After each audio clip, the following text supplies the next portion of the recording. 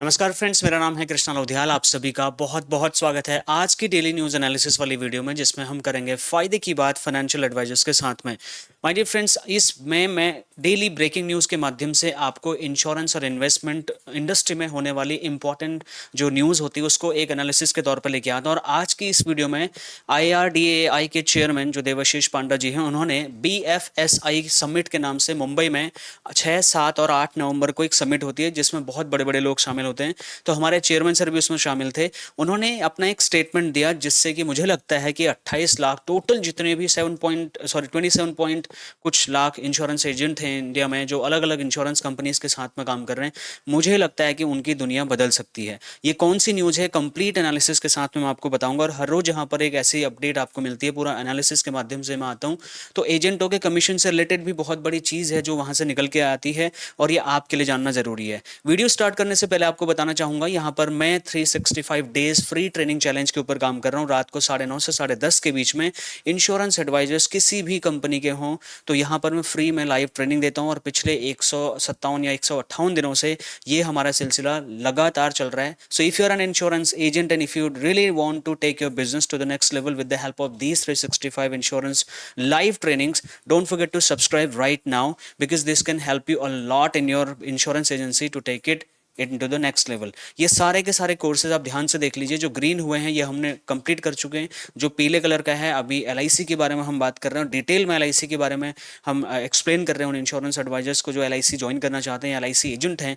तो उसके बाद में हम प्राइवेट इंश्योरेंस एजेंट्स को भी हम बताएंगे, अलग अलग कंपनीज के बिजनेस स्टडीज केस स्टडीज के माध्यम से समझाएंगे। ऐसे हमारे 58 कोर्सेज हम 8 जून 2025 से पहले पहले आपको डिलीवर करेंगे। तो अभी तक आपने चैनल सब्सक्राइब नहीं किया तो सब्सक्राइब करके बेल आइकन प्रेस कर लीजिए माय डियर फ्रेंड्स, बिकॉज आपके लिए ये सब्सक्राइब करना बहुत ज़रूरी है, बिकॉज मेरा पूरा चैनल इसी बात के लिए आपको डेडिकेटेड है। खैर चलिए बढ़ते हैं आज की मेन वीडियो में, जिसका मेन शीर्षक है IRDA चेयरमैन का BFS समिट में दिया ऐसा बयान जिससे कि इंश्योरेंस एजेंट्स की लाइफ कंप्लीटली चेंज हो सकती है। और आपके कमीशन से जुड़ी हुई बहुत इंपॉर्टेंट चीज़ें जो मुझे लगता है इस BFS समिट में उन्होंने बोली हैं, जो कि इनडायरेक्ट तरीके से उन्होंने बोली। तो आपको हो सकता है BFSI समिट के बारे में आपके लीडर्स ने किसी ने नहीं बताया, I am not sure about this, but ये BFSI समिट 6, 7 और 8 नवंबर को मुंबई में हुई थी, जिसका एजेंडा इंडस्ट्री एक्सपर्ट्स जितने भी एंटरप्रेन्योर्स हैं उनको एक मंच पे लेके आने की होती है। लाइक माइंडेड लोग यहाँ पे आते हैं, एक दूसरे के साथ में संपर्क स्थापित करते हैं। देश और दुनिया के जितने भी मतलब हमारे जो पैसे से रिलेटेड संस्थान है, जहाँ पर पैसे का लेन देन होता है या बैंकिंग फाइनेंस से जुड़े हुए, ये लोग आते हैं। खास करके की स्पीकर्स में रिजर्व बैंक ऑफ इंडिया के गवर्नर हमारे शशिकांत सर, उसके बाद IRDA के चेयरमैन पांडा जी, उसके बाद में हमारे डिप्टी जनरल जो गवर्नमेंट ऑफ इंडिया में हैं, और चीफ इकोनॉमिक एडवाइजर जो हमारे नागेश्वरम जी, ये यानी कि की स्पीकर्स के तौर पे यहाँ पे आए थे। उन्होंने भी अपनी स्पीच दी। तो की स्पीकर्स में हमारे IRDAI के चेयरमैन देवाशीष पांडा जी भी यहाँ पे अवेलेबल थे। और इसके अलावा बहुत सारे और भी देश के जितने बैंक हैं उनके टॉप CEOs, टॉप डायरेक्टर्स यहाँ पे अवेलेबल थे। और ये आप देख सकते हैं। और डिटेल में आप जिस भी इंडस्ट्री से आप बिलोंग करते हैं, जिस भी कंपनी से आप बिलोंग करते हैं, आपकी कंपनी के top notch advisors, top notch leaders इस BFSI मीटिंग में शामिल थे। तो माय डियर फ्रेंड्स, ऐसी मैं चूंकि इंश्योरेंस एंड इन्वेस्टमेंट एडवाइजर्स को ट्रेनिंग देता हूँ, मेरी भूमिका, मेरी पृष्ठभूमि एक एजुकेटर के तौर पर रही है। तो मैं चाहता हूँ कि आपको उस BFSI सेक्टर में जो मीटिंग हुई थी, सबमिट हुई थी, वहाँ पर देवाशीष पांडा जी ने किस बारे में अपनी बात करी, उसको मैं यहाँ पे वीडियो में बता रहा हूँ। तो चलिए शुरू करते हैं। तो फर्स्ट पॉइंट में 10 पॉइंट्स में आपको बताऊंगा उन्होंने क्या क्या बोला, किस हिसाब से बोला, उसमें क्या एनालिसिस मेरे तरफ से निकल के आ रहा है। उसमें सबसे पहला उन्होंने इंपॉर्टेंटली मतलब इस बात पर जोर दिया कि इंडिया में FDI जो फॉरेन डायरेक्ट इन्वेस्टमेंट होता है माय डियर फ्रेंड्स, उन्होंने अपने स्टेटमेंट में इसको 100% करने की बात बोली। उन्होंने एक ऐसा सजेशन दिया गवर्नमेंट को कि इस FDI को 74% से बढ़ा करके 100% कर देना चाहिए। अब कई लोगों को ये जानकारी पता ही नहीं होगी कि ऐसा क्या होता है। मैं आपको बताता हूँ। FDI का मतलब है foreign direct investment. For example कोई अमेरिकन इंश्योरेंस कंपनी है, जैसे मैं I was a part of Marsh and Aon brokers in North America. तो वहाँ पर नॉर्थ अमेरिकन हम ज्यूरिक इंश्योरेंस के लिए काम करते थे, जो कि स्विट्जरलैंड की एक बड़ी कंपनी है। अब वो कोटक महिंद्रा में वो अपना स्टेक परचेज कर चुकी है। तो अगर अभी ज्यूरिक को इंडिया में बिजनेस करना है तो वो क्या करता था, मैक्सिमम 4% ही खरीद सकता था इंडियन की किसी भी कंपनी में, और उसको अपना बिजनेस करने के लिए किसी न किसी इंश्योरेंस इंडियन कंपनी के साथ में कोरिलेट करना पड़ता था, कंबाइंड होकर के कोलैबोरेशन करके बिजनेस करना पड़ता था इंश्योरेंस का। So that's the background since 2000, इस चीज़ को इसको लाया गया है, जिसमें 74% की स्टेक वो किसी भी इंश्योरेंस कंपनी के पास में ले सकता है। बाकी 26% जो है वो इंडियन कंपनी का होना कंपलसरी है अभी तक के नियम के हिसाब से। तो पांडे जी का कहना है कि भाई इसको 74 से बढ़ा के 100% कर दो, जिसके बहुत सारे लॉजिक्स उन्होंने दिए। क्या लॉजिक दिए, इस पे आपकी क्या राय है कमेंट करके जरूर बताना, बट मेरे पहले 10 पॉइंट सुन लीजिए, उसके बाद में बताता हूँ, ठीक है। उनका गोल ये है कि इंश्योरेंस फॉर ऑल 2027 नहीं, यहाँ पर 2047, ठीक है, 2047 तक गवर्नमेंट ऑफ इंडिया का ये विजन है कि पूरे देश में इंश्योरेंस हर व्यक्ति के पास जाना चाहिए। तो उन्होंने कहा कि भाई अगर 2047 तक हमें इंश्योरेंस सबको देना है, तो भारत में जितनी इंश्योरेंस कंपनीज है वो सफिशिएंट नहीं है, और इसके लिए बहुत सारी लगभग 1000 कंपनीज की डिमांड कर रहे हैं वो, कि इतनी कंपनीज इंडिया में होनी चाहिए। बहुत बड़ी पॉपुलेशन है, इंश्योरेंस पेनिट्रेशन बहुत ही कम है इंडिया में, उसको बढ़ाने के लिए more than sufficient insurance companies होनी चाहिए। इसलिए भी एफडीआई को ज़्यादा बढ़ाया जाना चाहिए। अगर जितना ज़्यादा हम एफडीआई अलाउ करेंगे बाहर से, तो foreign investors, foreign insurance companies Bharat के मार्केट को देखते हुए अट्रैक्ट होंगी और भारत में अपना बिजनेस का विस्तार करने के लिए जरूर यहाँ पाएंगी, जिससे कि हमें एक्सटर्नल फंड्स भी देखने को मिलेंगे। उसके बाद में चौथा उन्होंने अपना आर्ग्यूमेंट ये दिया कि capital intensive nature of the insurance sector, और उन्होंने इस चीज़ को अच्छे से एक्सप्लेन करने की कोशिश करी है, ठीक है। मैं किसी मुद्दे पर उनके फेवर या अगेंस्ट में बात नहीं कर रहा, you are the people who will जज कि is this the right statement और नॉट, ठीक है। उन्होंने बोला कि इंडिया में किसी भी इंश्योरेंस कंपनी को अगर बिजनेस करना है तो एटलीस्ट 200-300 करोड़ रुपए तो कम से कम उसके जेब में होने चाहिए, जिससे एक छोटा सा अपना इंश्योरेंस की कंपनी की शुरुआत कर सकती है। उसके बाद में उसके पास में लिक्विड फंड काफ़ी ज़्यादा होना चाहिए, जिससे कि इंडिया में काफ़ी लिमिटेड ऐसे लोग हैं जो कि इंश्योरेंस कंपनी के तौर पर अपना बिजनेस स्टार्ट कर सकते हैं। इसके लिए मुझे लगता है कि 74% से बढ़ा करके एफडीआई 100% कर देना चाहिए, जिससे कि बाहरी विदेशी कंपनी जिनके पास मोटा मोटा पैसा है वो इंडिया के इस इंटेंसिव नेचर का फ़ायदा उठा पाएँ और यहाँ पर अपना पैसा डाल पाएँ। इस बात में कितना था मैं कमेंट करके बताइए। पांचवा पॉइंट उन्होंने ये बताया कि impact of 100% FDI on new players in product and innovation. आप देख रहे होंगे एलआईसी काफी डिजिटल इनोवेशन पर ध्यान दे रही है। इंडिया की टॉप नॉच इंश्योरेंस कंपनी को देखिए, वो अपने ट्रेनिंग सिस्टम्स को कंप्लीटली ड्रेस्टिकली चेंज कर रहे हैं। आज की डेट में अलग अलग तरीके के एप्लीकेशन आपको इंश्योरेंस एडवाइजर्स के लिए देखने को मिलेंगे। ये कंप्लीटली इनोवेशन को बढ़ावा देने के लिए हो रहा है। बावजूद इसके आपको इंश्योरेंस कंपनीज जो इंडिया में है उनमें काफी सारी कमियां भी देखने को मिलेंगी। तो उनका कहना है कि अगर एफडीआई 100% होता है तो विदेशी जो कंपनियां हैं जो वहां पर अपना बिजनेस मॉडल चलाती हैं, जिस टेक्नोलॉजी का यूज करती हैं, उस टेक्नोलॉजी और उस प्रोडक्ट इनोवेशन को भी भारत में आगमन का एक नया माध्यम मिलेगा, और भारत के लोगों को अलग अलग वेराइटी ऑफ इनोवेशंस देखने को मिलेंगे। वो इनोवेशंस कस्टमर सेंट्रिक भी हो सकते हैं, एम्प्लॉय सेंट्रिक भी हो सकते हैं और एजेंट सेंट्रिक भी। छठा उन्होंने अपना स्टेटमेंट दिया, increase in domestic investment with full FDI opening. उन्होंने बोला कि अगर डोमेस्टिक इन्वेस्टमेंट जो भी हमारे देश में, कई बार लोग क्या सोचते हैं कि पॉसिबल नहीं है या फिर वो दूसरे बिजनेसेस में ट्राई करते हैं। उन्होंने बोला अगर एफडीआई 100% अगर आप कर दोगे तो इंडिया के लोगों के लिए इस पैसे को एक्सेप्ट करना ईजी हो जाएगा। इंडिया में इंश्योरेंस के पेनिट्रेशन के हिसाब से बिजनेस को सेटअप करने में मदद मिलेगी, जिससे कि 2047 तक के लक्ष्य को आसानी से पूरा किया जा सकता है। उसके बाद में 7th पॉइंट में India's vision to become a developed nation by 47।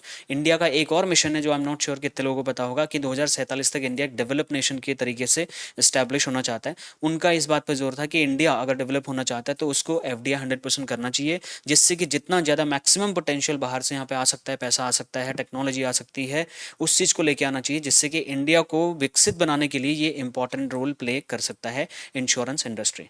8वां point, new opportunities for the customers with more products and choices.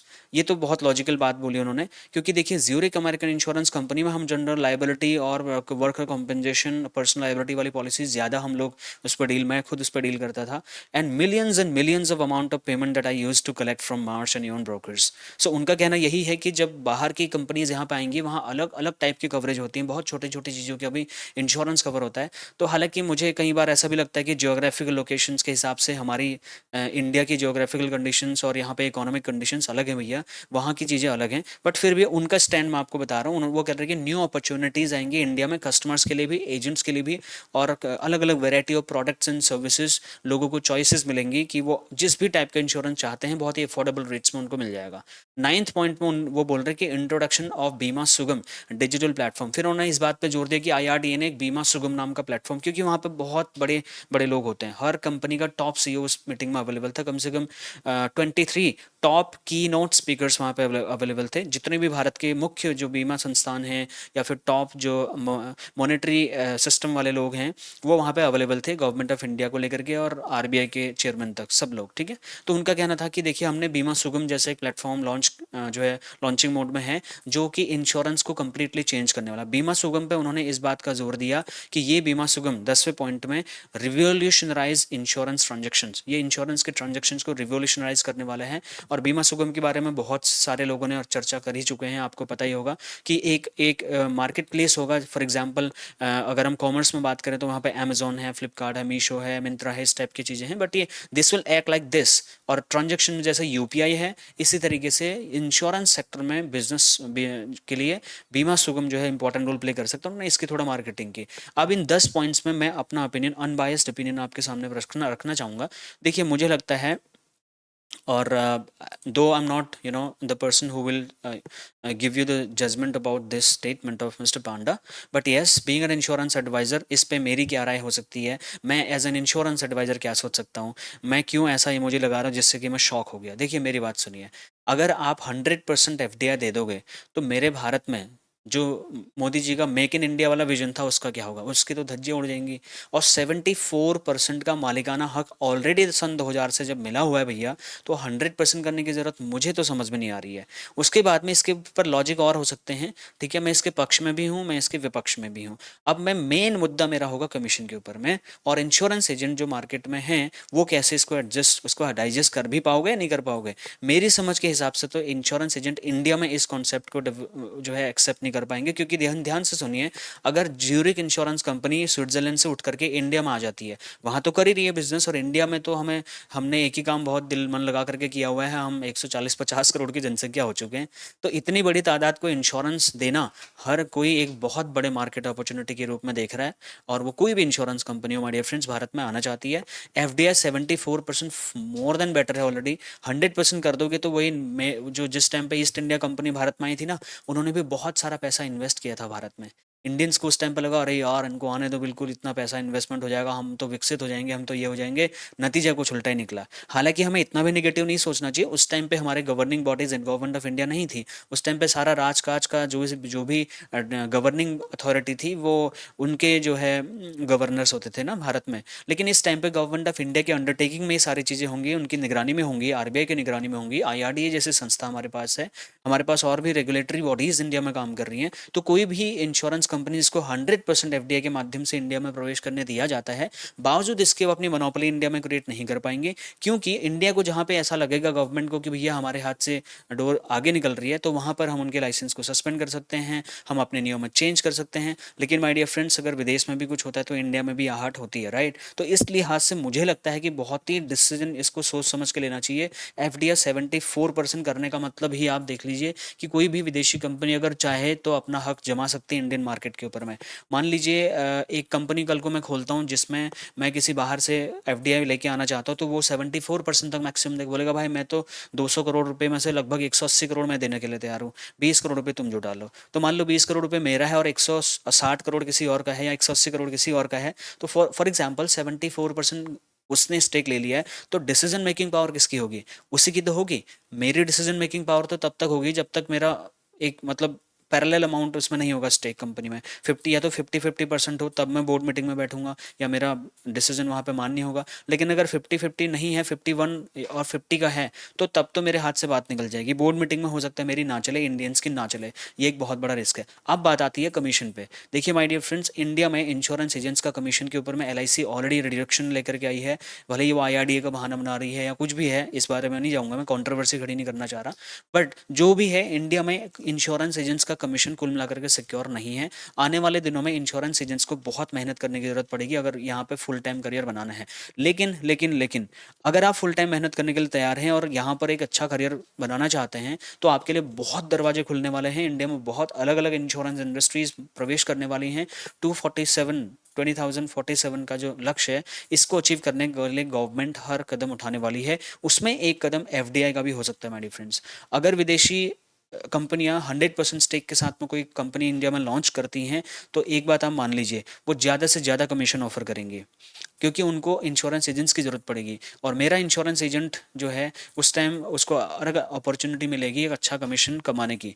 और ऑलरेडी इंडिया में उसकी अच्छी जान पहचान है, उसके एग्जिस्टिंग क्लाइंट्स हैं। और इंश्योरेंस एजेंट्स के पास में भी हो सकता है कंपोजिट लाइफ इंश्योरेंस या कंपोजिट इंश्योरेंस तब तक आ जाए जिसकी मदद से हर किसी इंश्योरेंस कंपनी के साथ में एज अ फ्रीलांसर वो अपना काम कर पाए। I am not sure about this, but इस बारे में मैं आपसे मांग रहा हूँ आपकी राय कि आपको क्या लगता है, एफडीआई 100% कर देना चाहिए और नहीं करना चाहिए? इस पे आपकी ओपिनियन बहुत मैटर करती है mind, because your opinion really matter. So इस विषय में आपकी क्या राय है आप बताएं। जितने लोगों ने बिजनेस कोचिंग ज्वाइन नहीं करी है वो करना चाहते हैं तो आप करिए। इसमें वन टाइम या फिर इंस्टॉलमेंट के माध्यम से आप प्रवेश कर सकते हैं। ये वीडियो आपको कैसा लगा, इस पर आपकी क्या राय है? और सब चैनल सब्सक्राइब करके लाइक करके अपना कमेंट जरूर दीजिएगा। फिर भी आपके कोई questions, doubt, feedback, suggestion, complain मेरे लिए हैं तो प्लीज़ आप कमेंट करके देखिए। यहाँ पर मैं 800 के आसपास में वीडियो ऑलरेडी बना चुका हूँ जो इंश्योरेंस एंड इन्वेस्टमेंट एडवाइजर्स के लिए मील का पत्थर साबित हो सकती हैं।